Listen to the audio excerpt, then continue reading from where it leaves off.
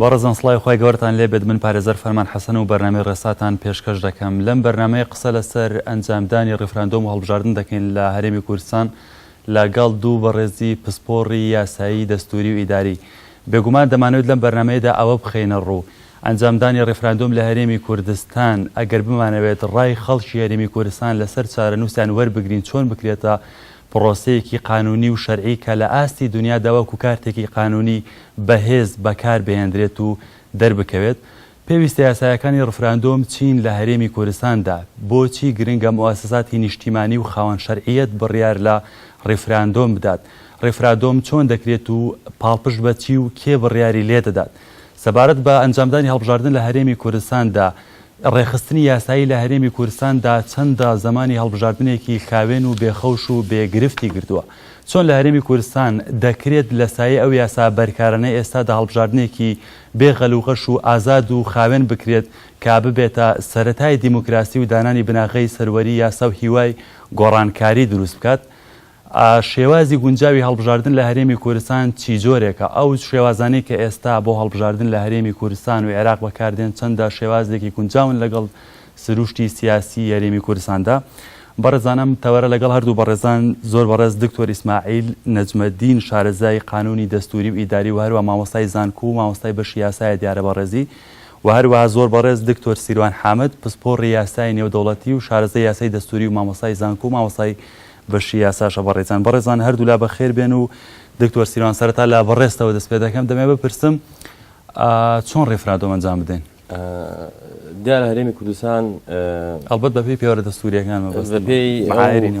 ئەو حاڵەتی کە ئێستا لە هەرێمی کوردستان هەیە بڕیار وایە لایەنە سیاسیەکان بڕیاری ئەویان داوەکە لە خلالی ئەم ساڵ ڕاپرسی ئەنجام بدەن. دەنگۆ قسەیەکی زۆر هەیە لەسەر ئەوەی کە کێ ڕاپرسی بکە و کێ بڕیار بدات و ئەو دەستگا فەرمیەی کە توانای هەیە لە ڕووی یاساییەوە بڕیار بدا لەسەر ڕاپرسی کێیە پاڵپشت بەچی گفتوگۆ لەسەر ئەوە کرێت ئایا حکوومەتی هەرێمی کوردستان لە کاتی پەخستنی پەرلەمانە دەسەڵاتی ئەوەی هەیە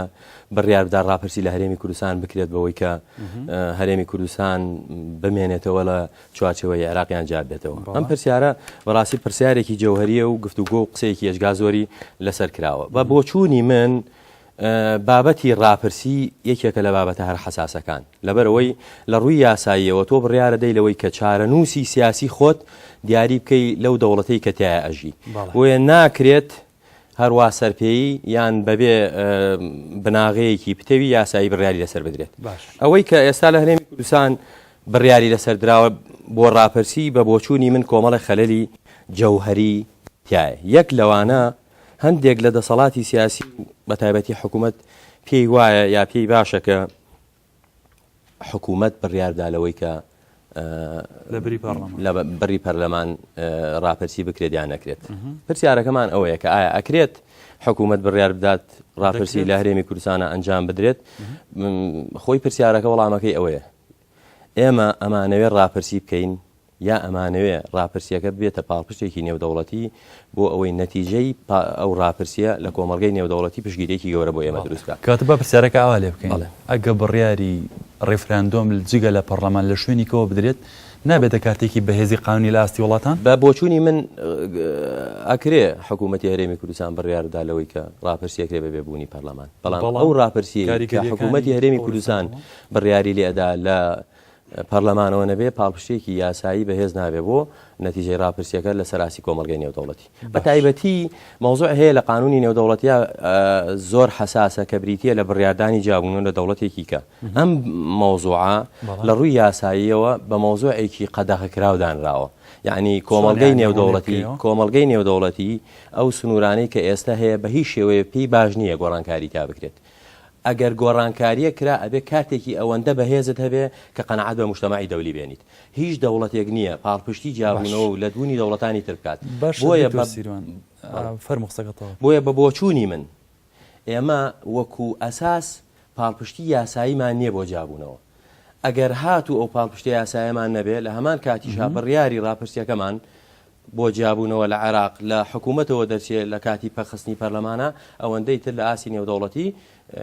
پاڵپشتی جیابوونەوە سربەخۆیی هەرێمی کوردستان لاوازێت. زۆر باشە کورسیران قسەی زۆر لەسەر شەرعیەتی حکومەت دەکرێت. حکومەت هەرێمی کوردستان ئێستا خۆی وەکو پەیکەر وەکو پەیکەری حکومی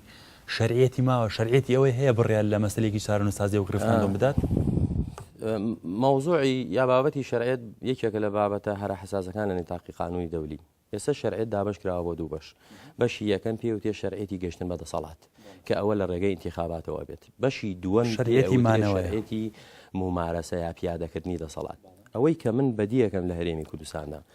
شەرعیەتی گەشتن بە دەسەڵات لە ڕێگەی انتخاباتەوە بریتە لە پەرلەمان کە پەرلەمانەکە پەکێک کەوتووە. ئەو پەرلەمانەی کە دەنگی داوە بە حکوومەت و ئەساسی شەرعیەتی حکوومەت بریتە لە دەنگی پەرلەمان، ئێستا حکوومەت بڕیاری داوە لە پەرلەمانەکە پەکی بخات و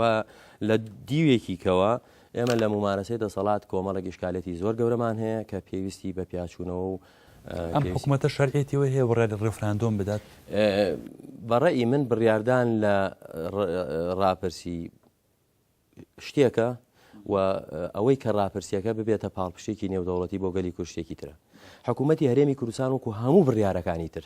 چۆن بڕیاری داوە عەقدی نەوتی بکا بەبێ ئەوەی بگەڕێتەوە بۆ پەرلەمان، چۆن بڕیاری داوە پەیوەندی نێودەوڵەتەکانی تەنزیم کا بەبێ ئەوەی بگەڕێتەوە بۆ موسساتی پەرلەمان، ئەشتوانێ بڕیار بدا لە ڕاپرسی و هیچ شکارێتێکی نییە. لەبەرەوەی حکوومەت لە ضمنی ئەو کارانەی کە کردوێتی پێویست بووە دایان جار بگەڕێتەوە بۆ پەرلەمان و نەگەڕاوەتەوە و ئیشەکەشی سەری شێوازە تەندروستە قەڵامەکەی دەکەین. بەڵام ئەوەی کە ئێمە پێویستە قسەی لەسەر بکەین ئەوەیە کە ئایا ئەو ڕاپرسیەی کە ئێمە پێویستمانە ئەوەیە کە حکوومەت بڕیاری لێبدایان یاسایەکی تایبەتی لە پەرلەمانەوە و پاڵپشتێکی پەرلەمانی بۆ ڕاپرسیەکە هەبێ. بێگومان پێویستمان بە پاڵپشتی پەرلەمان هەیە، پێویستمان بە کاراکردنەوەی پەرلەمان هەیە، هەتا پێویستمان بەوە هەیە کە یاسایەک لە پەرلەمانەوە دەربچێ ئەو یاسایە تەحدیدی بکا کە ڕاپرسی لەکوێ ئەکرێ و کێ مافی دەنگدانی هەیە و ئەو پرسیارەی کە لە ڕاپرسیەکە ئاراسی هاوڵاتیان ئەکرێ سیاغەکەی چۆنە پێویستە لە یاساکە تەحدید بکرێت. دەستخۆش دکتۆر ئیسماعیل دێمە لای بەڕێزت دکتۆر سیروان دەڵێت ئەو شوێنی کە پێویستە بڕیار لە مەسەلەی و ڕێفراندۆ بدات پەرلەمانی کوردستانە و حکوومەت وەکو توانین دەتوانێت و کارە بکات، بەڵام لە ئاستی نێودەوڵەتی و لە ئاستی دنیا کاتێکی بەهێز نابێت و ڕوویەکی قانونی جوان و نیشتیمانی نابێت. کوێ دەتوانێت بڕیار ڕێفراندۆ بدات؟ بێگومان سەرباری ئەو قسانەی هاوڕێمان کردی، منیش بە تەواوەتی هاوڕام لەگەڵی کە بۆ پرسە چارەنووسازەکان پێویستمان بە ڕای پەرلەمانە، پێویستمان بە تەدەخولی پەرلەمانە. ینی بۆ واقعی هەرێمی کوردستان بۆ ئێستا بۆ حکومڕانی لە هەرێمی کوردستانە لە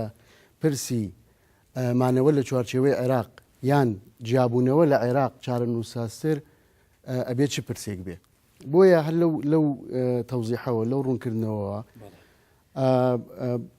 بە گرنگی ئەزانین بۆ ئەوەی ڕاپرسێکی ڕاست و دروست بێ، ڕای نوێنەرانی خەڵک، نوێنەرانی گەل ئەبێ لەو بوارە وەرگیرێ. تەمانە قسەی من یەکەم مجرد ئینشایەک نییە، بەڵکو لە چوارچێوەی قانونی پەرلەمانی کوردستان کە بۆ خۆتان نەزانن لە ساڵی 92 دەرچوو هاتووە کە پەرلەمانی کوردستان دەسەڵاتی خۆیەتی بڕا لەسەر مەسەلە سەرۆنسازەکاندا لە هەرێمی ئافرین. طبعاً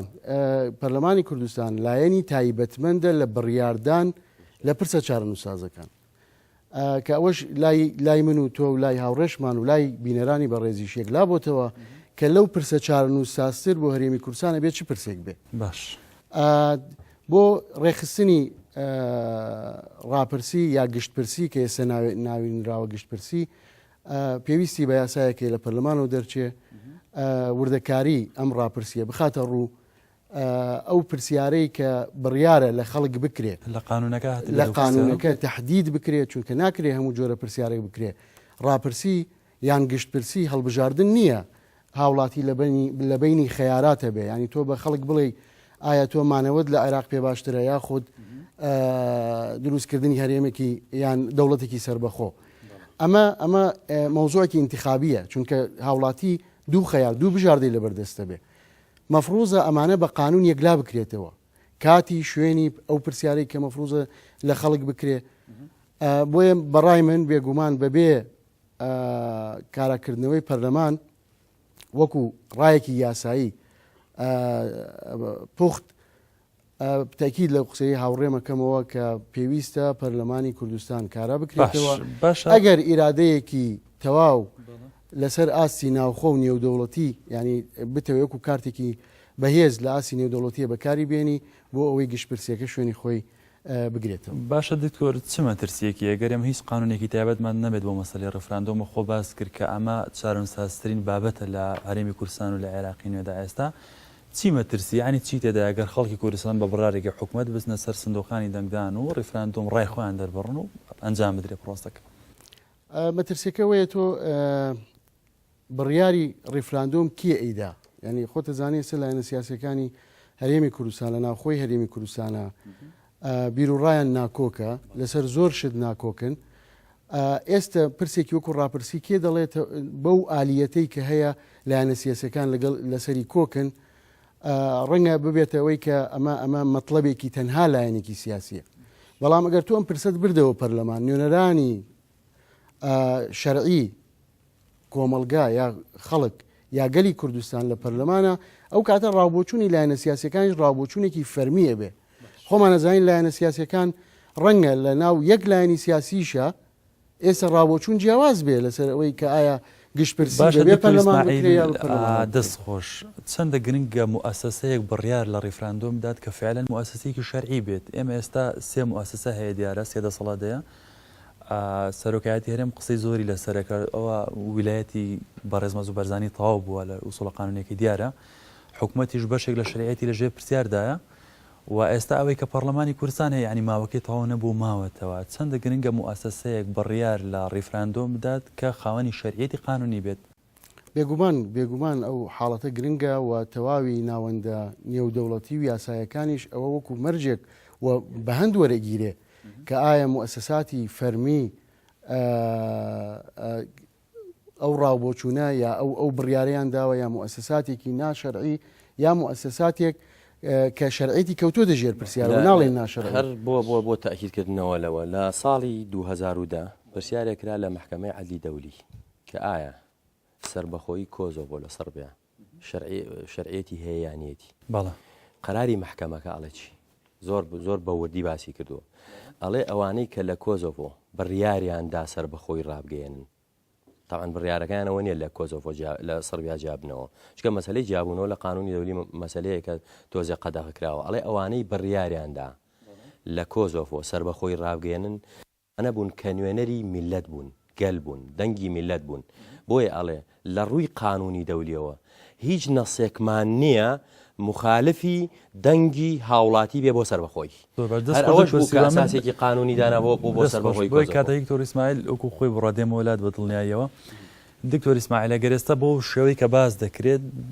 ئیتیزاهەکە بۆ جۆرەیە بەشێک لە حیزبەکان دەڵێن کە پێویست تەبیعیە مەسلەیەکی چارەنووسا زیوان ناکرێت چاوەڕێی کاراکردنەوەی پەرلەمان و چاکردنی کێشە ناوخۆیەکان بکرێت و تەبیعیە بڕوات. ئەگەر بۆ جۆرەیە ئێستا کە باز دەکرێت بڕوات دەکرێت بڵێن ڕیفراندۆمێکی موعی بۆ عیبدارێ لە ڕووی قانونیەوە و شکڵێکی باشی نییە. بەڕای یاسایی ئێمە بێگومان عیبدارە بێ چونکە ئێمە هەموو موسساتێک کاتێک جاکراوەتەوە یاسای تایبەتی خۆیە کۆمەڵی تایبەتمەندی پێدراوە. لە زمانی ئەوانە پەرلەمانی کوردستان سەرۆکایەتی حکوومەت سەرۆکایەتی هەرێمی کوردستان ئەگەر ئێمە بگەڕێنەوە بۆ تایبەتمەندیەکانی هەریەک لەو هەیئاتانە هیچ یەک لە بۆ نمونە یاسای ئەنجومەنی وەزیران یا یاسای سەرۆکایەتی هەرێم یەکێک لەو تایبەتمەندیانەی بەس بەو کەسانە نەداوە یا بەو مؤسسانە نەداوە کە هیچ قانونێک نییە دەسەڵاتی بە حکوومەت دابێت بە سەرۆکایەتی حکوومەتی هەرێمی کوردستان بە تەنها وەکو دەسەڵاتی جێبەجێکردن تایبەتمەندێکی لەو جۆرەی هەبێ کە پرسێکی وا چارەنووساز بخاتە بەردەم خەڵک و خەڵک ڕاوبۆچوونی خۆی لەسەر بخاتە ڕوو. سەرڕای ئەوە ئێمە یاسایەکمان هەیە بۆ دەستەی مفۆزەی باڵای هەڵبژاردن و ڕاپرسی بەڵێ ئەوە بە ژمارە 2014 لە یەکێک لە مادەکانی کە باسی گشتپرسی ئەکا پێمان ئەڵێ ئەم موسسەیە بەرپرسە لە دیاریکردنی ڕێوشوێنی گشتپرسی بە گوێرەی قانونە کارپێکراوەکان لە هەرێمی کوردستان. بێگومان ئەوەشی ئەلفوبێ یاسا بزانێ ئەزانێ قانونە کارپێکراوەکان مەبەستی ئەو قانونانەیە کە لەلایەن دەسەڵاتی یاسادانانەوە دەردەکرێن کەواتە بۆ ئەوەی ئەم موسسەیە بتوانێت گشتپرسی ئەنجام بدا مەفروزە یاسایەکی لەبەردەست بێ. ئەو یاسایەش ئێمە یاسایەکمان نییە ئێستا لە کار بێ و تەنزیمی کا بۆمان کە ئایا استفتات چۆنەکرێ استفتات بە چی شێوازیەکەکرێ بێگومان پێویستی بە تەدەخلی زۆر باشە. دکتۆر سیروان ئەگەر ڕفراندۆم ئەنجام بدرێت لە هەرێمی کوردستاندا لەسەر ئاستی نێودەوڵەتی یاخود لە ئاستی قانونی نێودەوڵەتی ئەو پرسیارانەی ڕوبەڕێ و ڕفراندۆمە بێتەوە چین، یعنی چ شتێکی ئەو ڕفراندۆمە ڕاستەخۆکەوێتە ژێر پرسیارە خۆی لە ڕووی یاساییەوە بۆی ڕاپرسیەک لەسەر ئاسی نێودەوڵەتی بە ڕاپرسێکی دروست دامرێت پێویستە سێمەرجی تابێ. یەکەم پێویستە لە جێوێکی دیموکراتی ئەنجام بدرێت، واتە هاوڵاتی بە ئازادانە مافی ئەوەی هەبێت بڕیاری خۆی لەسەر ئەوەی بەڵێ یان نەخێر لەسەر ئەو پرسیارێک کە ئاڕاستەیەکرێت بەبێ بوونی جەوێکی دیموکراتی کە هاوڵاتی تایە ئازاد بێ ئەو ڕاپرسیە بە عیبدار ئاعتیبارەکرێت کە ئەمە لە هەرێمی کوردستان ئێستا خۆمان نەزانین جەوە دیموکراتیەکە چۆنە و کێشێکی ئەجگا زۆری لەسەرە. دووهەم پێویستە ڕێکخراوەکان و چی لەسەر ئاسی نێودەوڵەتی چی لەسەر ئاسی ناوخۆی ئاگیان لە مەسلەی ڕاپرسیەکە و چاودێری بکەن. خاڵی سێم کە زۆر گرنگە پێویستە تەوعیەی هاوڵاتیان بکرێتەوە، واتە ڕۆشنبیر بکرێن لەسەر ئەو پرۆسەی دەنگدانەی کە ئەیانەوە دەنگی لەسەر بدەن. لە هەرێمی کوردستان ئێمە دوو خاڵی ئەتوانین ڕێکخراوەکان بەشداری بکەن، بەڵام دوو خاڵە لەسەر ئاسی نێودەوڵەتی بۆ ئێمە هەتاوەکو ئێستا ئامادەکاری دروستمان بۆ نەکردو. یەکەم جەوە دیموکراتیەکەی، دووەم تەوعیەی هاوڵاتیان. ناکرێت تۆ بڕیارێکی حەساس کە کاریگەریەکانی بووە دەیان و سەدان ساڵی تر ئەمێنێتەوە، بەڵام ئێستا ئامادەکاری بۆ نەکەی کە هاوڵاتی بڕیار بدا بەوەی بەڵێ یان نەخێر لەسەر نەتیجەی ئەو ڕاپرسیە. دکتۆر سیروان سەبارەت بە مەرجانی باست کرد لەسەر ئاستی وڵاتان لە تەقریری ڕێکخراوە نێودەوڵەتیەکانە، یعنی ناوی هەرێمی کوردستان بۆ شوێنێکی باش ناهێنێت بۆ مەسەلەی دیموکراسی، بۆ مەسەلەی مافی مرۆڤ، بۆ مەسەلەی ئازادی ڕاددەربڕینەوەی کە باز دەکرێت. ئەمانە چەندە تەئەسیریانەیە بۆ خۆی ئۆتۆماتیکی هەر جۆرە پرۆسەیەک لەم هەرێمە ئەنجام بدرێت لەسەر ئاستی نێودەوڵەتی بکەوێتە ژێر پرسیارەوە. بە حقیقەت ئەوە ئاشکرایە کە مەسەلەی تەقاریر نێودەوڵەتیەکان یا ڕاپۆرتە نێودەوڵەتیەکان لەسەر کوردستان چۆنە، هەندێک جانبی ئیجابی تایە، هەندێک جانبی سلبیشی تایەوە توانیوێتی جاشی بکاتەوە لە عێراق و لە دەوڵەتانی دەوروبەری. ئەمە ناتوانین بە مطلقی بڵین ئەوەی کە لە هەرێمی کوردستان هاوشێوە ئێستا لە عێراق و لە دەوڵەتانی دەوروبەر هەیە، چونکە هەندێک جانبی ئیجابی تایە، بەڵام هەندێک حاڵەتیشی تایە کە مەحەلی گومانە بۆ مجتەمەعی نێودەوڵەتی و پرسیارە خاتە سەر نەتیجەی ڕاپرسیەکە. بە تایبەت ئێمە پاڵپشتێکی نێودەوڵەتی گەورەمان نییە لەسەر ئەوەی کە پێمان بڵێن ئێوە ڕاپرسی بکەن ئێمە نەتیجەکەیمان قبوڵە بێ، بەڵام ئێمە ئەگەر هاتوو لە بارودۆخێکی زۆر گونجاوە ڕاپرسیمان کرد و کاتە کۆمەڵگەی نێودەوڵەتی سەیرەکە هەموو مەرجەکانی تایە ئەگونجێت نەتیجەکەی پێ قبوڵ بێت. دکتۆر ئێستا لە هەرێمی کوردستان پەرلەمان کارانیەوە، سەرۆکی پەرلەمان حڕێتی چوونە پایتەختی هەرێمی کوردستانی نییە. ئەمە ئەنجامدانی ڕفراندۆم بەم جۆری کە ئێستاە لەسەر ئاستی وڵاتان پێگەی چۆن دەبێت؟ یعنی وڵاتان هەمان بخوان ئاگاداری دۆ خێرم. وڵی بە تاکیت ئێستا مجتەمەعی نێودەوڵەتی هەمووی ئاگای لێرەوەی کە لە کوردستان چی ڕوەدات. من باسم کردوتم ئەمان ئەتوانن بیکەن، بەڵێ ئەتوان وتم ئەتوان وەکو هەموو کارێکی تر ئەتوان ئەنجامی بدەن. زۆر کاری تر هەبووە کە پێویست بووە پەرلەمان تەدەخلی تیا بکا و کردویانەوە بەبێ گەڕانەوە بۆ پەرلەمان، بەڵام لە حاڵەتێکا کە پەرلەمان کارانیە، ئەندامانی پەرلەمان ناتوان ممارەسەی کارەکانی خۆیان بکەن، ڕاپرسی ئەنجام بدرێ بە تاکیت پشگیری نێودەوڵەتی ناکرێت. دکتۆر سیروان هەلومەرجی قانونی نێودەوڵەتی یاخود قانونی نێودەوڵەتی چەندە هەلومەرجی لەباری ڕەخساندەوە ئێستا بۆ جیابوونەوە بۆ ڕاگەاندنی سربەخۆی؟ لە حقیقەتە بابەتێکی ێژیا گرنگ هەیە کە لە مجتەمەعی نێودەوڵەتی قسەی لەسەرەکرێ، ئەوەیە کە مەسەلەی جیابوونەوە جیاوازە لە مەسەلەی ڕاگەاندنی سربەخۆیی، چکە لە ڕووی قانونیەوە کۆمەڵگەی نێودەوڵەتی ئیلتیزامێکی لەسەر شانە بەتایبەتی لە میساقی نەتەوەی گرتوەکان ناڵێ هیچ دەوڵەتێک مافی ئەوەی نییە تەدەخل لە دەوڵەتێکی تر بکە و هاوکاری بەشێک لە میلەتی ئەو دەوڵەتە بکە بۆ جیابوونەوە. بەڵام ئەم ئیلتیزامە کە خراوەتە سەر دەوڵەتانی تر لە میساقی نەتەوەی گرتوەکان نەخراوەتە سەر هاوڵاتیانی دەوڵەتێک کە نەتوانن جیابنەوە. هاوڵاتی دەوڵەتێک ئازادە لەوەی کە ڕێوشوێنی پێویست بگرێتە بەر ئەگەر هاتوو لەگەڵ دەوڵەتەکەی خۆی نەویست بژی جاب بێتەوە. ئەمە سەرەتای سەرهەڵدانی بیرۆکەیەکی نوێیە لە نیتاقی قانونی دەولی، ئەویش بریتیە لە مافی بەخشینی دەوڵەتیان بوون دەوڵەت بۆ ئەو بە دەوڵەت بوون بۆ ئەو گەلانەی کە تا ئێستا دەوڵەت نین و پایەکانی بوون بە دەوڵەتیان تایە. باش. دکتۆر سیروان، دکتۆر ئیسماعیل دەڵێت پێویستە قانونێکە بێت و قانونە تعریفی یاخود پێناسی ڕفراندۆم بکات، پرسیارەکەی تێدا بێت، تەوقیتەکەی تێدا بێت، ئامانجی ڕفراندۆمی تێدا بێت. چەندە ئەمە یاسایە پێویستە چۆن بێت، چەندە گرنگە؟ یاساکە ئەجگار گرنگە بەدڵنیاییەوە پێویستە پەرلەمانی کوردستان یاسایەک دەربکە بە ڕاپرسی و تەحدیدی هەموو ئەو شێوازی ڕاپرسیەکە و جێگای ڕاپرسی ئەو شوێنی کە ڕاپرسیەکەی تیاگرێ هەتا تهدیدی بکات کە حەقی دەنگدانی هەیە کێ مافیەوەی هەیە کە دەنگدات ئەمە ئێمە پاڵپشتی یاسایەمان هەبێ و یاساکە بخەینە بەردەم مجتەماعی دەولی بڵێن ئێمە ڕاپرسیەکمان کردووە لە چوارچێوەی یاسایە کە بەم شێوە و هاوڵاتیانی هەرێمی کوردستان لە سەدا ئەوەندەی دەنگیاندا و پاڵپشتێکی باشە بەڵام ئێمە ئەگەر مانوێ نەتایجی ڕاپرسیەکە بخەینە بەردەم مجتەماعی دەولی بەبێ ئەوەی بڵین مەرجەکانی ڕاپرسیەکە بەم شێوە بووە ئەو کەسانی کە حەقی دەنگدانیان هەبووە بەم شێوە بووە بڵێن وڵا قەرارێک لە حکوومەتی هەرێمی کوردستانەوە دەرچووە و ئەو قەرارە بڕیاری داوە کە ڕاپرسی بکرێ بەڕاستی پاڵپشتێکی یاسایی یان نێودەوڵەتی بۆ نەتیجە ڕاپرسیەکە نابێت. دکتۆر ئیسماعیل ئێستا جگە لە نەبوونی پەرلەمان کە خۆی ئێستا نییە بڕیار بدات یاخود قانون دەرکات بۆ ڕێفراندۆم لەمبەرە قانونیەکان چین یاخود لەمپەرە واقعیەکان چین لە بەردەم پرۆسی ڕێفراندۆم سەبارەت بە بەشی یەکەمی لەمپەرە یاسایەکان ڕوون و ئاشکران ئەوەیە کە پاڵپشتیەکی یاسایی ڕوون نییە بۆ هەنگاونان بەرەو ڕاپرسی بەبێ بوونی یاسایەک کە لەلایەن دەسەڵاتی یاسادانانەوە دەرکرابێ ئەو ڕێوشوێنانەی دەستیشان کرابێ لە ڕووی واقعیشەوە ئێمە پەنابردن بۆ گشتپرسی مەبەستمانەوەکو وەک چۆن هەندێک ئەندامانی سەرکردایەتی سیاسی کورد باسی ئەکەن کە وەکو وەرەقەیەکی زەخت وەکو کارتێکی فشار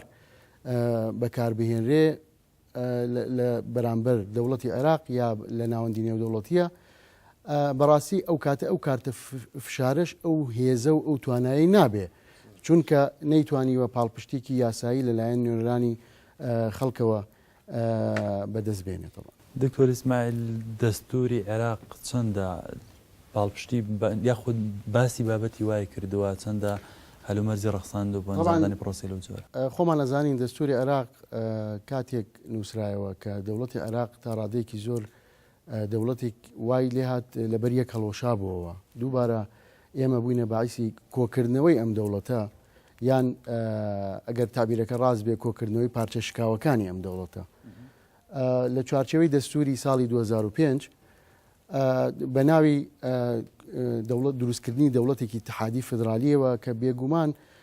ڕەنگە بەرنمەکەی بەڕێزت ئەوەندە نەبێت کە ئێمە بتوانین چەندە نەنگی و عیب لەم سیستێمە فدرالیە عێراقا هەیە کە بەگوێرەی ئەو دەستورە هاتەکایەوە بێگومان لە چوارچێوەی مادەکانی دەستورە پێمان ناڵێ ینی دەستورەکە پێی نەوتوین ئایا ئەو هەرێمەی کە بناوی هەرێمی کوردستانە ڕۆژێک لە ڕۆژان مافی ئەوەی هەیە کە جیا ببێتەوە لە دەوڵەتی عێراق بەڵام لە دیباجەی دەستورەکەیە کاتێک کە دیباجەکە نووسراوەتەوە هەنێک تێڕوانین یا هەنێک بۆچوونی تێخراوە لەو دیباجەیە کە دەکرێت ئەو تەفسیرەی بکەین بەڵام کێشە گەورەکە ئەوەیە ئێمە سەرکردایەتی یان لایەنە سیاسیەکەیان یان حکوومەتی هەرێمی کوردستان هێشتا بە شێوەیەکی شەفافانە بە خەڵکی نەوتووە ئایا ئەو کەم و کاسیەی کە لەلایەن حکوومەتی عێراقیەوە ڕاستە و خۆ بەرامبەر هەرێمی کوردستان ئەکرێ ژمارەیان چەندە و چۆنن بۆەوەی قەناعەت بە خەڵک بێنێ کە ئەو چەندێڕەی ئێمە لە دیباجەی دەستورە جێکراوەتەوە ئێستا کاتێتی بۆەوەی ئێمە سوودی لێ ببینین ئەتمادی بکەینە سەر و بەرەو ڕاپرسی. دکتۆر ئیسماعیل مەسەلەی سنووری یاخود جوگرافیای ئەنجامدانی ڕێفراندۆم چەندە گرنگە ئەمە سنوورێکی بە قانون پێناسەکراو بێت لە شوێ دەکرێت چۆن دەکرێت قسە هەیە کە بەشێک لە ناوچە کێشە لە ساکەکان یا خۆناوچانێکە دابڕاون بە خۆناغیکە بکرێت یاخود دوا بخرێت ئەمە چەندە گرنگە لە قانونێکە پێناسە بکرێت سنوور لە ڕێفراندۆمەکە شوێ دەگرێتەوە حتمما وایە یەکێک لە مەرجەکانی ئەوەی کە ئەبێ لە یاساکە هەبێ ئەبێ سنووری ڕیفراندۆمەکە دەستیشان بکرێت ئێمە کێشەیەکی گەورەمانەیە بەشێکی زۆری خاکی هەرێمی کوردستان هاوڵاتیانی کوردستانی ئێستا کەوتونەتە ناوچەیەکەوە لە دەستور ناونراوە ناوچە کێشە لەسەرەکان ئەم ناوچە کێشە لەسەرانە لە ڕووی قانونیەوە تاوەکو ئێستا قاوانینی ئیتیحادی ئەو شێ دووبارەکەمەوە قوانینی بزەبت یاسا فدراڵەکانی تیاجێبەجێکرێ هیچ یاسایەک لە پەرلەمانی کوردستانەوە کە دەرەچێت لەو شوێنانە تاوەکو ئێستا قابلی جێبەجێکردن نەبوونە خۆشمانەزانین لە ماوەی ڕابردووە کە ئەو کێشەی هەڵکردنی ئاڵا یا هەڵنەکردنی ئاڵا لە کەرکووک و ناوچەکانی تر هاتە ئارایەوەچی کێشەیەکی چ لە دەوڵەتە دراوسەکان وەڵامی ئەو هەنگاوەیان بە نەرێ دایەوە، هەم عێراق وەڵامی نەرەی دایەوە. ئایا ئێمە ئێستا ئەتوانین بە قەرارێک لەلایەن سوڵتەی تەنفیزیەوە یەکلایەنە بڵین وڵا کەرکووک و ناوچەکانی تر هاوڵاتیانی کەرکووک و ناوچەکانی تر مافی ئەویان هەیە بەشداری لەم گشتپرسیە بکەن؟ باش دکتۆر ئیسماعیل مەئەر لەسەر و بابەتی هەڵکردنی ئاڵای کوردستان لە کەرکووک ئەو کات کە ئەنجومەنی محافەزەی کەرکووک دیارە بەڕێدا کە ئاڵای کوردستان بکرێت، قیادەی سیاسی لە هەرێمی کوردستان وەڵامیان بۆ ئەو وڵاتانە ئەوە بوو کە ناڕازی بوون کە ئەنجومەنی پارێزگای کەرکووکە نوێنەری خەڵکە و بڕیاری داوە و پاڵپشت بە بڕیاری نوێنەرانی پارێزگاکە دراوە. ئەی باش بۆ مەسلەیەکی گرنگی وەک ڕێفراندۆم لە هەرێمی کوردستاندا وەڵامی ئێمە چی دەبێت بۆ کۆمەڵگەی نێودەوڵەتی؟ یعنی چەندە گرنگە ئەو وەڵامە هەمان ئەو وەڵامەش بۆ ڕێفراندۆم کە بوترێت پەرلەمانی کوردستان بڕیاری داوە. ئەمە چەندە خەتەرێت و ئەو کاتە بڕیارێکمان نەبێت لە مستەوای نوێنەرانی خەڵک درابێت. بێگومان ئەو پرسیارەی تۆ زۆر ڕاستە کە مەفروزە ئێمە بۆ یەکلایکردنەوەی ئەو پرسانە بۆ وەرگرتنی ئەو بڕیارانە ئەنجومەنە هەڵبژێردراوەکان نوێنەرانی خەڵک جاچی لەسەر ئاستی نیشتیمانی بێ یا لەسەر ئاستی مەحەلی یا ناوچەکان لە نمونەی ئەنجومەنی پارێزگاکان بەشداری پێ بکەین بۆ وەرگرتنی ئەو جۆرە بڕیارانە. ڕەنگە ئەوە پاساوێکی ئەوەی دابێ بەدەستی هەرێمی کوردستانەوە کە من بۆ خۆم لە هەڵکردنی ئاڵا طبعا ئەمە یەکێکە لەو خەونانەی کە هەر تاکێکی کوردی خەوی پێوە بینێ کە تەواوی ناوچەکانی هەرێمی کوردستان لە ژێر یەکەیەکی سیاسیا بێ جاتر ناوی دەوڵەت بێ ناوی هەرێم بێ لە چوارچێوەی عێراق ئەوە کێشە نییە. بەڵام ئەساسەن هەڵکردنی ئاڵا ئەگەر پرسیارەکەم بیر نەچێ هەڵکردنی ئاڵا لەوێ کێشەیەکی گەورەی ئەوە بوو کە ئێمە نەمانتوانیوە لە دەستوری عێراق بە شێوەیەکی ڕاست و ڕەوان تەنزیمێکی دەستوری قانونی بۆ ناوچە کێشە لەسەرەکان بکەین. ئەگەر ناوچەی کێشە لەسرە بۆچی بە تەنها قوانینی اتحادی لەوێ جێبەجێکرێ؟ ئەگەر ناوچەیەکی کێشە لەسرە بۆچی بە تەنها ئاڵای دەوڵەتی اتحادی لەوێ هەڵەکرێ؟ دەستورەکە وەڵامی ئەم پرسیارانەی نەدانێتەوە. کەواتە چۆن ئێستا مەعالەجێ و ناوچانە چۆنەکرێ بۆ ئەنجامدانی ڕێفراندۆم؟ وەڵاهی ئەوە بێ بپرسین حتمما کە تۆ هەنگاوێک هەڵێنی بۆ گشت پرسی ئەبێ ورد و دریشتی وەکو هاوڕێم وتی ورد و دریشتی ئەو ڕاپرسیە بخەیتە ڕوو بۆ خەڵک لە نیتاقی ڕاپرسیەکە لەو پرسیارەی ئاراستەیەکرێ لەو کەسانەی بەشدارە بن لەو کاتێک کە دیاری کراوە بۆ ڕاپرسیەکە هەموو ئەو شتانە بەرچاوڕوونیەک بدەی بە خەڵک. ئێمە ئەگەر بڵین وا ڕاپرسی لە سێ پارێزگاکەی هەرێمی کوردستانەکەین ئەو ناوچەکانی تر یا پارێزگەکانی تر بەشداری پێ ناکەین. یعنی نازانم تا چەند گونجاوە لە ڕووی سیاسی و لە ڕووی وەڵامێک بۆ ئەو تێکۆشانە دوور و درێژەی کە کۆمەڵانی خەڵکی کوردستان داویانە تا چەند گونجاوە ئێمە لە ئێستاە ئەعلانی بۆ نمونە دەوڵەتی کوردی بکەین بەبێ ئەو ناوچانە، یان ئەگەر بەشداری ئەو خەڵکانە ئەەکەین تا چەند ئێمە هێزمان هەیە هێزی ناوخۆیی طبعاً ئەساسە دواتر تا چەند پاڵپشتی نێودەوڵەتیمان هەیە بۆ ئەو هەنگاوە. دکتۆر سیروانژیان دەمەوێت ئەوەت لێ بپرسم ئەگەر ڕێفراندۆم ئەنجام بدرێت وەک ئێستا کە نوخبەی سیاسی دەسەڵاتدار باسی دەکەن مەرز نییە دەوڵەت دروست بکرێت و مجەڕەد وەکو کارتێک بەرامبەر بەغدا بەکاردەهێنرێت. ئەمە لە ئەسەر ئاستی وڵاتان چەندە ئەهمێت یاخود بەهای ڕێفراندۆمەکە دەخاتە ژێر پرسیارەوە و کارتەکەش لاوااستر دەکات؟ بە حەقەت ئێستا جیاوازی ناکرێت لە بینەوەی کە ئەمایی کە ئێستا سەرکردایەتی سیاسی کوردستان باسیەکە بریتە لە ڕاپرسی ڕاگەیاندنی دەوڵەت. زۆر جار ئەڵێن لە ئەم ساڵە دەوڵەت ڕاگەیەندرێت بە دڵنیاییەوە ئەوەی کە قسەی لەسەر کراوە بریتە لە ئەنجامدانی ڕاپرسیەکە گەڕانەوەی بۆ خەڵک بۆ ئەوەی کە ئەیەوێت دەرەنجامی لەگەڵ عێراق چۆن بێت بەمانەوە سربەخۆیی یان بەوەی کە لەگەڵ عێراق بمێنێتەوە. ئەم کارە جارێکی کە ئەنجام دراوە. ئەمە ئەزانین لە 2005 بە ڕێژەیەکی ئەجگا زۆر خەڵک دەنگیدا بە سربەخۆیی هەرێمی کوردستان و نەتیجەکەی ئەوە بوو کە سەرکردایەتی سیاسی کوردستان کاری بە نەتیجەکەی نەکرد. ئەگەر ئەم جارە ئەو حاڵەتەی پێشوو کە لە سیغەیەکی فەرمیانە بوو چکە ئەو ڕاپرسیەکەی پێشوو فەرمی نەبوو ئەگەر جارێکی کە ڕاپرسی بە خەڵکی هەرێمی کوردستان بکرێت و خەڵک دەنگی دا بە بەڵێ بۆ سربەخۆیی و سەرکردایەتی سیاسی کوردستان لەسەر ئەساسی ئەو دەنگە بەڵێ بڕیاری نەدا لەسەر بەخۆیی من دڵنیاتانەکەمەوە کە جارێکی کە ئێمە لە مەسلەی سربەخۆیی دەیان ساڵەچی نەدوایەوە کەواتە ئەو قسەی کە دەکرێت بەکارهێنانی مەسلەی ڕێفراندۆم وەکو کارتێکی سیاسی ینی زیانی گەورە ئەدا لە قزینەتەوە ئێمە لە ئاستی وڵاتان بە دڵنیاییەوە لەسەر ئاستی ناوخۆیی زیانێکی گەورادا یعنی دەوڵەت چییە؟ ڕاگەاندنی دەوڵەت چییە؟ یەکێک لە پایەکانی دەوڵەتەوەیە کە هاوڵاتیانی ئینتیمایەکی تەواوەتیان بۆ وڵاتەکان هەبێ کاتێک کە تۆ ئەگەڕێیتەوە بۆ لای خەڵک و بە خەڵک ئەپرسی ئایا ئەتەوێت دەوڵەتێکی سربەخۆ لە هەرێمی کوردستان لە ڕابگەیەنرێت ئەوەڵێ بەڵێ تۆ ئیشی پێناکەی خەڵک ئینتیمای نامێنێ ئەگەر لە داهاتوش جارێکی کە پرسیاری لێ بکەیتەوە بە ڕێی من بەشداری ناکات و لەسەر ئاستی نێودەوڵەتیش ئەم کارتێکی زایف دەرەچێت باشە دکتۆر سیروان بابەتی کەش کە پێدەچێت لە سەراسی نێودەوڵەتی یاخود ئایامە احتیباری بۆ دەکرێت ئەوش تەوقیتی ئەنجامدانی ڕێفراندۆمە تەوقیتەکەی واز دەکرێت ئەگەر بکرێت هاوشانە یاخود لەگەڵ هەڵبژاردننی پەرلەمان و سەرۆکایەتی هەرێم دەکرێت قسەیەکی زۆر دەکرێت کام ڕێفراندۆم و حملەی انتخابی بەکار بێنێ کۆمەڵێکی سیاسی بەکاری بێنن فعلا لەگەڵ نەتیجەکەیە دەستکەوتی سیاسی بۆ خۆیان هەبێت ئەم تەوقیتە چەند گرنگە خاڵی بێت لە تەوقیتێکی سیاسی کە بۆ بابەتی ناوخۆی لە بۆ دەستکەوتی سیاسی بەکاربێنرێت وڵی خۆی کاتی خۆی ئەمە مارەسەی دوو حەقی زۆر دژی یەکمان کرد یەکیان پیانەوتین ئایا ئەتەوێت دەوڵەتێکی سربەخۆ ڕابگەێنەمانوت بەڵێ یەکێکی کەش پیانەوتین بڕۆنە ژوورەوە دەنگ بدەن بۆ ئەندامانی پەرلەمانی کورد لە عێراق یعنی ئەوانەی دەنگیان بۆ بدەن بچن لە عێراق بن بە ئەندامی پەرلەمان یعنی تەسەوڕەکەم ئەگە جارێکی کەمە دووبارە بکرێتەوە بە هاوڵاتی بڵێ ئاياتەوێت سربەخۆی ڕابگەێنی و دەنگ بە کێشە دەی بۆ ئەوی نوێنەری تۆ بێ لە عێراق بە حاڵەتێکی تەناقۆز و دژبەیەکە ناکرێت ئەم دوانە پێکەوە کۆ بکرێتەوە ئەگەر سەرکردایەتی سیاسی هەرێمی کوردستان بڕیارەدا لەوەی کە ڕاپرسی بکە و کار بە نەتیجەی ڕاپرسیەکە بکە بە بۆچوونی من مەسەلەی انتخاباتی عێراقیش و انتخاباتی هەرێمی کوردستانیش دوا بخات و بڕیار لە ڕاپرسیەکە بدادزانە ئایا یەکەم جار هاوڵاتیانی هەرێمی کوردستان کەواتە ئەنجامدانی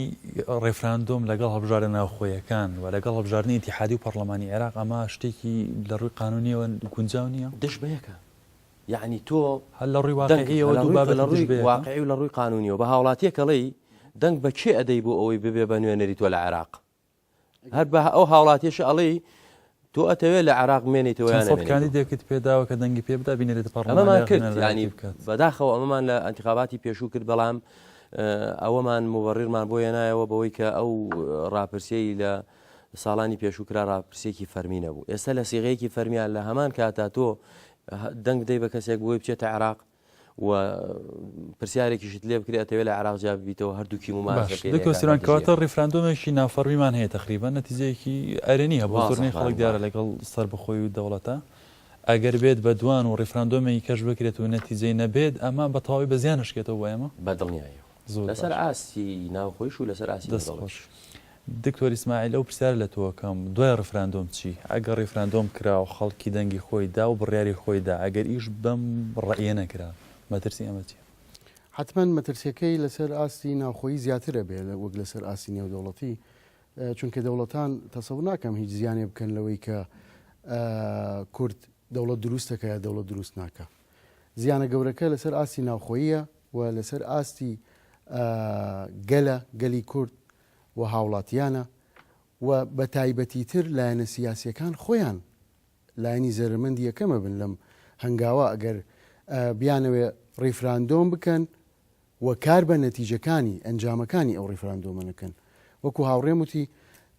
سبەینێ ئەو خەڵکە چیتر متمانەیان بە لایەنە سیاسیەکان نامێنێ بە پرۆسی سیاسی نامێنێ و ڕەنگە لە داهاتوویەکی دووریشە ئەگەر ڕۆژێک لە ڕۆژان کە ئومێدی هەمومانە ئەو داهاتووە دوور نەبێ دەوڵەتی کوردیش دروست ببێ تاکێکی ئامادەکراومان نەبێ بۆ ئەو جۆرە دەوڵەتە بەڵێ سەبارەت بە تەوقیتەکە هەر لە دکتۆر سیروانیشم پرسی ئەم تەوقیتە گرنگە لە تەوقیتێکا بێت ئەنجامدانی ڕێفراندۆم بزەبت کە تۆ ئەتەوێت گشتپرسی بکەی ئێمە لە قانونە مەبدەیەکمانڵێ جەمع بەینە نەقیضەین واتە کۆکردنەوەی دووشی ناکۆک ئێمە ئەگەر ئەمانەوێت جیا ببینەوە نابێ هەڵبژاردن بکەین بۆ دیاریکردنی نوێنەرەکانمان لە پەرلەمانی عێراق هەرچەند من ئەوەی کە بیستومە کە هەڵبژاردننی ئەندامانی پەرلەمانی هەرێمی کوردستانە یاوەتە هەڵبژاردننی پەرلەمانی کوردستانە هاوڵاتە بێ لەگەڵ بە سلمانگێک دواتریش دەکەوێن تەوقیت هەڵبژاردنەکانی عێراقەوە حتمما ئەو دوای وەڵامی ئەومان چییە بێ ئایا ئێمە لەوێ مقاتعاکەین ئەڵین کاکەەوە خەڵک پێی وتوین کە ئێمە بێ دەوڵەتی سەر بەخۆمان هەبێ کەواتە ئێمە هێشتا ئەو هەنگاوە بە تەواوەتی نەخەمڵیوە بە تەواوەتی بەرچاوی خەڵک ڕوون نییە و بەرچاوی بەشی زۆری لایەنە سیاسەکان ڕوون نییە و نوێنەرانی خەڵکیش وە پەک خراون یا ئەگەر تعبیرەکە پەخراون و ناتوانن کاروبارەکانی خۆیان و بڕیار لە مەسەلە چارەنووسازەکانی دەست خۆشکتۆر تۆ دەڵێ ئێستا فعلەن ئیشکالی قانونی هەیە لە بەردەم زاڵامی ڕفراندۆم ئەو قانونانەی کە لە هەرێمی کوردستان بەرکارن قانونی انتخابات و تعدیلانی کە کراوە قانونی کۆمسیۆنی باڵای هەڵبژاردن و ڕاپرسی لە هەرێمی کوردستان ئەمانە هیچ زمینە سازیەکیان تێدایە بۆ ئەنجامدانی ڕفراندۆم هیچ مادەیەکی پەیوەندیدا تەنها بابەتێک لە ڕووی مەوزوعیەوە کە ئەکرێ ئەوەی لێبوو خوێنینەوە کە بڕیارێکی وەک ریفراندۆم بتوانێت بدات پەرلەمانی کوردستانە و بە گوێرەی یاسای ئەوەی کە جەنابەت ئیشارەت پێکرد چەند خولێکێک پێشێستا ئەوەیە کە پەرلەمان یەکێک لە تایبەتمەندیەکانی بە وازح و بە ئاشکرا لە مادەی 56 ئەو قانونەیە هاتووە کە ئەتوانێت بڕیار لە مەسەلە چارەنووسازەکان بدا جگەلەوە هیچێکێ لەو قانونانی تر کە ژیانی مؤسساتەکانی تری ڕێخستووە لە نمونەی سەرۆکایەتی هەرێم یا ئەنجومەنی وەزیران من بە تایبەتمەندەکانیان ڕۆشتمەوە هیچ دقێکم نبینی کە ڕێگەیان بات کە لە مۆزوعێکی چارەنووسازی لەو جۆرە هەنگاوڵێن یا بڕیارێک دەروکەن بۆیە لە ڕووی مەوزوعیەوە تەنها پەرلەمانی کوردستان ئەو مافەی هەیە لە ڕووی شکلی و ئیجراعاتی ڕاپرسیەوە طبعا بەگوێرەی ئەو قانونە کۆنەی کە لە ساڵی 1992 دەرچوو طبعا ئەمە یەکێک لەو نەقدانەشی ئاراستەی کرا کە کۆکردنەوەیە لە بینی یاسای بەشێکی چۆنێتی هەڵبژاردنە و بەشێکی تری لایەنە مۆزوعەکەی پەرلەمانە کە نەدەبوو وابێ نەدەبوو بەو جۆرە بێ پەرلەمان تەنزیمی کاروبارەکانی خۆی بە گوێرەی یاسایەک هەبێ و هەڵبژاردنەکانیش یاسایەکی تری لەو هەڵبژاردنە گەر مساعدەم بکەی لەو هەڵبژارد یاسا چەند دقەی کە دیاری کراوە بۆ هەڵبژاردننی پەرلەمانی کوردستان هیچ باسێکی ڕاپرسی نەکراوە بە گوێرەی معلوماتی من کە بە دواداچوونم بۆ کردووە تەنها ئاماژەیەک بۆ ڕاپرسیکردن یا گشتپرسیکردن یا ئیستیفتا یا ڕیفراندۆم بۆ ئەوەی ئێمە بزانین هەنگاوەکە چییە ئەو یاسایی ژمارە 4 ساڵی 2014 کە مفەوەزەی انتخاباتی مفەوەزەی باڵای هەڵبژاردنەکان و ئیستیفتا لە هەرێمی کوردستان دروستەکە و یەکێک لە تایبەتمەندیەکانی پێمان ئەڵێ ئەم مفەوەزیە یان ئەم کۆمیسیۆنە ئیستیفتا یان گشتپرسی لە هەرێمی کوردستانە ئەنجام ئەدا بە گوێرەی یاسا کارپێکراوەکان دووبارە یەکەمەوە کەەوە پێویستی بە پەرلەمانە ئەگەر یەک وشەمبیر چیە ینی ئەم کێشە یاساییە و ئەم دشکاریە ئەومان بیر نەباتەوە کە ئێمە لە ڕووی نظامی قانونی و دەستوریەوە کێشەیەکی سەرەکیمان هەیە ئەویش نەبوونی وەسیقەیەکی دەستوری نووسراو ئێمە وەسیقەیەکی دەستوری نووسراومان بێ لە سەروی هەموو لە مؤسساتە ڕسمیەکانەوە پێمان بڵێ هەر مؤسساتێکی ڕسمی چۆنێتی ڕێخستنی تایبەتمەندیەکانی چین چۆنێتی هەڵبژاردننی کە دەقا دەستوریەکانمان هەبێ ئەو کاتە لایەنێکی دادوەری دەستوریمان هەبێ بۆ یەکلایکردنەوەی و کێشانە زۆرێک کێشەمان لێ چارەسەرەکە لە ماوەی ڕابردووە کە و مەشکیلە سیاسیانی بەتابە لە سەرۆکایەتی هەرێماتە پێشەوە کۆمەڵێک موسسەی دادوەری وەکو بەدیلی پەرلەمان و شوێنەکانی کە پیشاندران ئەنجومەنی شورا کۆمەڵێک ڕاوێژیدا کە دوای بوونە قەرار و جێبەجێکران لە ڕاستیە دەکرێت موسسەی دادوەری یاخۆ دەسەڵاتی دادوەری ببێتە جێگرەوەی پەرلەمان لەم بابەتانەیە دەسەڵاتی ئەوەی هەیە تەداخلی و بابەتانە بکات و بڕیار بدات وەڵامەکە پڕاوپڕ نەخێر بە هیچ شێوەیەک ئەنجومەنی شورای هەرێم نابێ تەدەخل لە کاروبارێکی تەشریعی بکە تەشریعی کاروبارێک کە ئەسڵەن مەوزوعەکە مەوزوعێکی دەستوریە ئەنجومەنی شورای هەرێم کاری چاودێریکردنی مەشروعیەتی قانونەکانە ڕەوایەتی قانونەکانە من ئەنجومەنی شورا بە نمونە هێناوە مؤسسەیەکی دادیە بۆی ئەنجومەنی دادوەری بەتە ناو وەزارەتی دادا ئەنجومەنی شورا بۆی هەمووی بۆی فکرەکەمان بگەینین کاری ڕەوایەتی کاروبارەکانی ئیداریە سوڵتەی ئیداریە ئەوەی کە ئەتوانیە بڕیار لەو کێشە دەستوریانە بدا ئەتوانێت یەکلای بکاتەوە دادگایەکە یا محکمەیەکی ترە بە ناوی محکمەی دەستوری کە کە بێگومان ئێمە کە وەسیقەی دەستوریمان نەبوو محکمەی دەستوریشمان دەستناش دکتۆر سیروان دێمەوە لای بەڕێزت مەسەلەی نەبوونی دەستور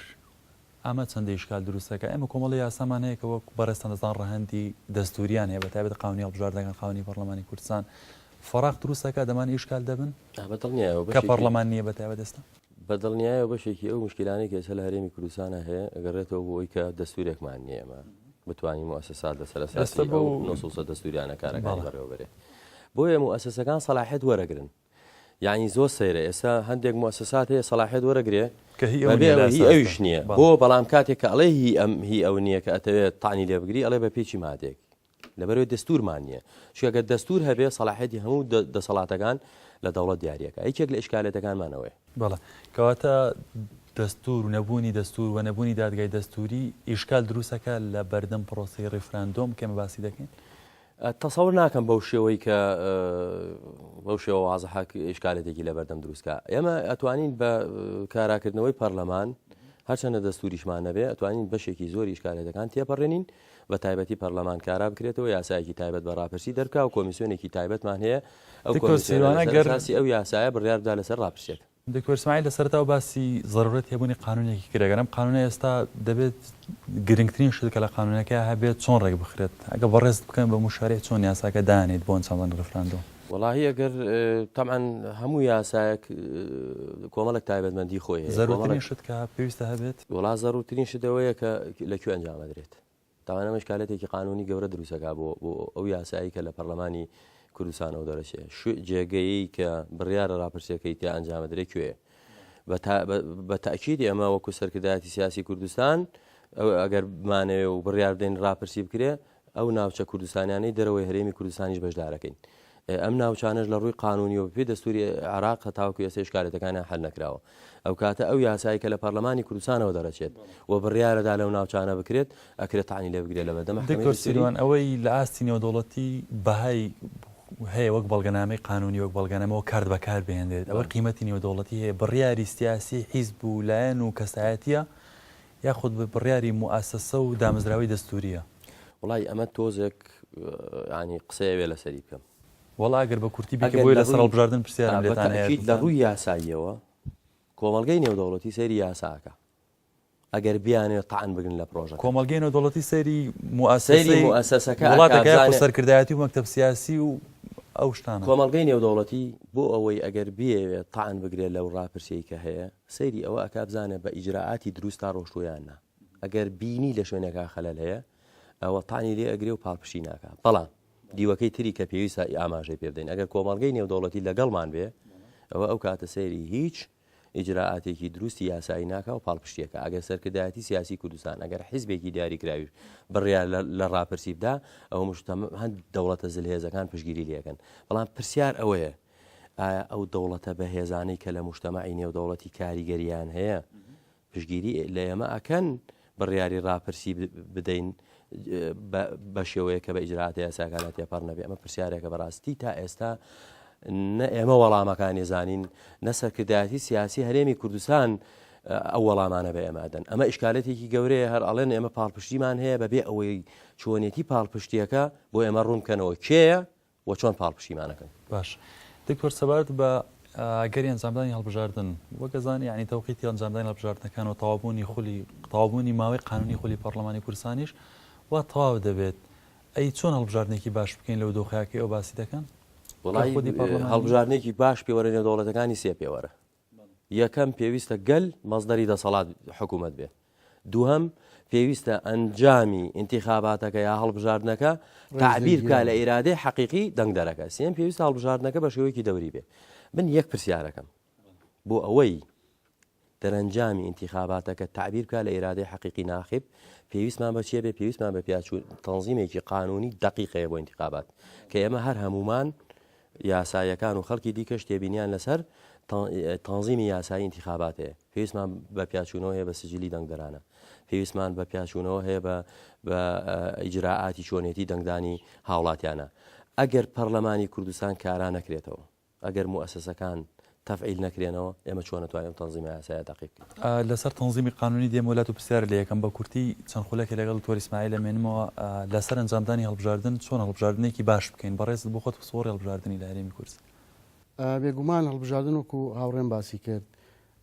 هەڵبژاردن ئەبێ سەرتا فەلسفەی هەڵبژاردن یان تۆ بۆ ئەتما دەکەیتە سەر هەڵبژاردن وەک وەسیلەیەک بۆ وەرگرتنی دەسەڵات وەک وەسیلەیەک بۆ دەستا و دەستکردنی دەسەڵات. کاتێک ئەتماد لەسەر هەڵبژاردن ئەکرێ کە گەل خاوەنی دەسەڵات بێ وەک زۆربەی دەستورەکانی شارەتی پێدا. وەڵاهی من قەتعا ناتوانم واقعیان ئەم پێوەرە ئێستا جێبەجێ دەبێت گەل خاوەنی مەفروزە گەل خاوەنی دەسەڵات بێ بەڵام بێگومان وا ئێمە چەند خولێکی پێش ئێستا باسی پرسێکی چارەنووساز دەکەین پرسە چارەنووسازەکە وا گەل لە ئامادە سازیەکانی غائبە و نوێنەرانی گەلیش غائبن بۆیە بڕیاردانی ئەساسی و بەشداری پێکردنی ئەساسی لە دەسەڵات و مشارەکەکردنی ئەساسی خەڵک لە دەسەڵاتە ڕەنگە نیشانەی پرسیاری باشە دەستخۆش دکتۆر قسێکی زۆر مەتاتیشیانی زۆر هەڵدەگرێت کە گەل کەی خاوەنی دەسەڵات دەبێت واکەی هەڵبژاردن دروست دەبێت بەڵام هەڵبژاردننی دروست لانی کەم چۆن دەکرێت تەنزیمی قانونی ڕێخستنی قانونی کە لە هەرێمی کوردستان هەن بۆ هەڵبژاردن کافیە بۆ هەڵبژاردنێکی گونجا و باش و بێخەوش بکرێت. طبعاً یەکێک لەو یاسایانەی کە بەردەوام بە گوێرەی پێشکەوتنی کۆمەلگاکە و پێداویستەکانی کۆمەلگاکە و هاتنە پێشی بارودۆخی نوێ لە کۆمەلگاکە تعدیلاتی تیاکرێ گۆڕانکاری تیاکرێ یاسای هەڵبژاردنەکانە. بۆیە ئەم بینین ئەو یاسایی کە دیاری کراوە بۆ هەڵبژاردننی پەرلەمانی کوردستان کە لە ساڵی 1992 لەلایەن سەرکردایەتی بەرەی کوردستانیەوە ئقرار کراوە زیاد لە 7 جار یا 8 جار تعدیل بەسەر ئەم یاسایە ئەکرێ. ئەمە تا ڕادەیەک شتێکی طبیعیە وەکو عەدەدی تعدیلەکە یان وەکو ژمارەی ئەو هەموارکردانەی بەسەر یاساکەیە هاتووە. بەم قانونان هەڵبژاردنێکی باش دەکرێت بەم هەموارانە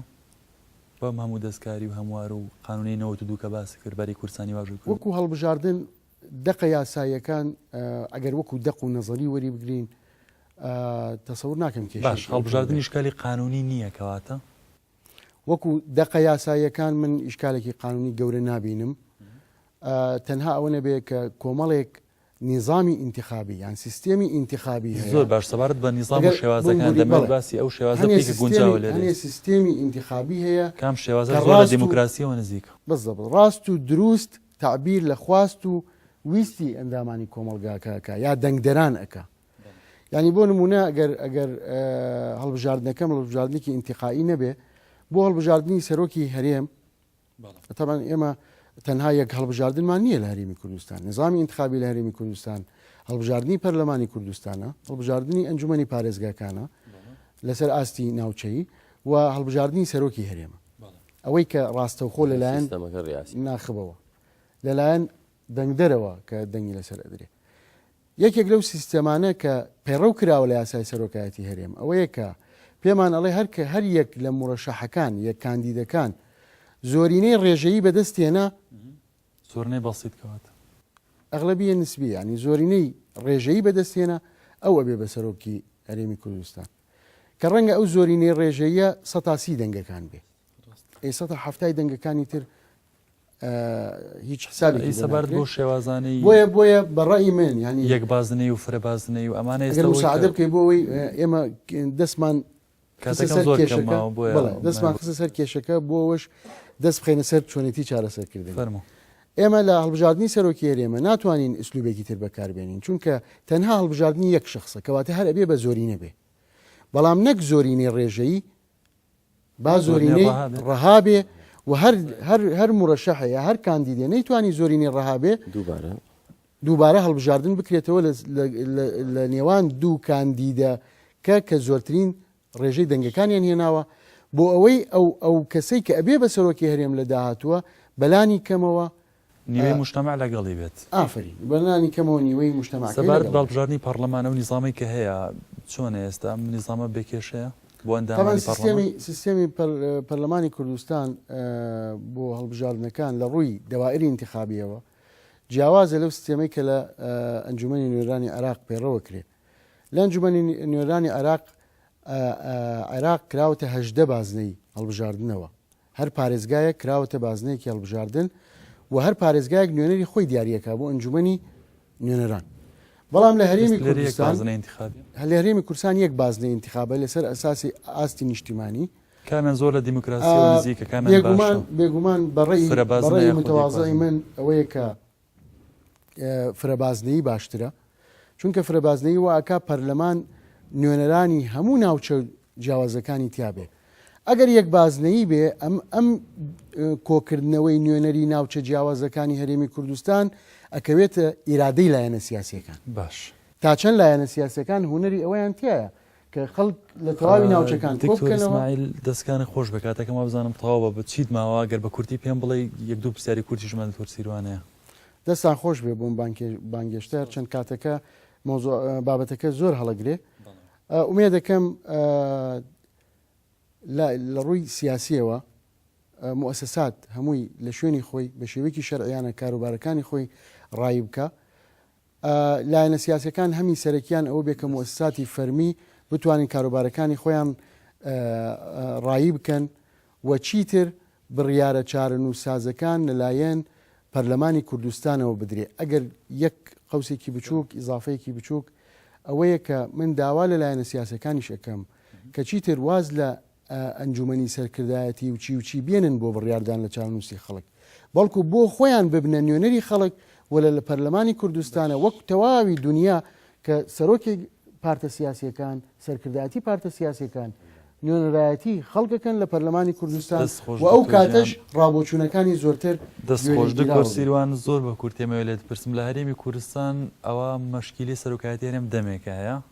ئەم مشکلەیە چەندە و مەسەلەی ڕفراندۆم شتە عیب دەکات و عیبدار دەکات. وڵای لەسەر مەسلەی کێشەی سەرۆکایەتی هەرێم مەبەست تەمدیدەوەیە طبعا ئەو ماوەیە کە ئێستا ماوەتەوە قسەی زۆر لەسەرەکە شەرعی نییە. ئەگەر هەڵبژاردن بکرێت عەفو ڕفراندۆم بکرێت